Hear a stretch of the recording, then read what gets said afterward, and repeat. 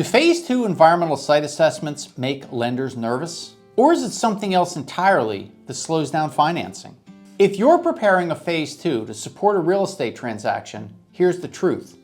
Most lenders are not afraid of contamination. They're afraid of uncertainty.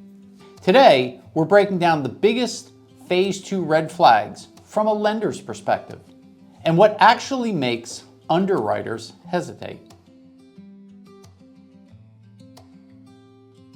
Hey there, I'm Doug Ruhlin from RMA, your environmental experts. We work alongside lenders, borrowers, attorney, and credit teams all the time. Before we go too far, just know, if you're preparing for a Phase II and want it to support underwriting instead of triggering delays, you can reach out to us here at RMA. All right, let's dive in. The biggest red flag for lenders? Undefined extent of contamination.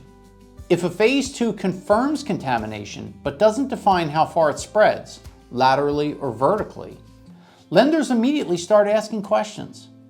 How far does it go? Is it stable? Could it migrate off-site? Does it impact groundwater? Does it affect adjacent properties?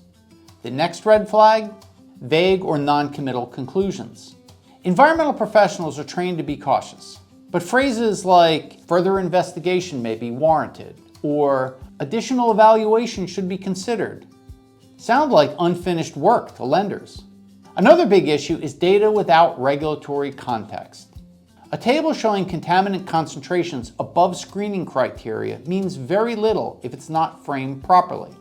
Lenders want to know, does this trigger mandatory reporting? Has it already been reported? Is regulatory oversight likely? What agency would have jurisdiction? And what's the most realistic path forward? Another surprising red flag? Overly broad scope. Sometimes Phase II investigations create problems by doing too much. If sampling expands beyond the specific recs identified in the Phase I, you can uncover unrelated issues that warrant material to the transaction. Here's another one lenders notice quickly. No cost perspective at all. They don't expect a full remediation plan in every case, but they do need some sense of potential financial exposure. Is action likely going to be required? What's the probable regulatory track? Are costs likely modest, moderate, or significant? And finally, reports written only for technical audiences.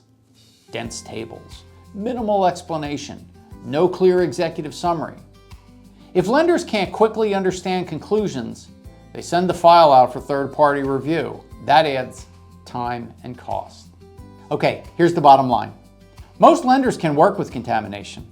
What they cannot work with is ambiguity. A well-designed Phase II should reduce uncertainty, not create it. If you're preparing for a Phase II environmental site assessment and want to make sure it supports financing instead of triggering red flags, reach out. We're happy to walk through your deal structure and help you approach it strategically. Thanks for watching, and we'll see you next time.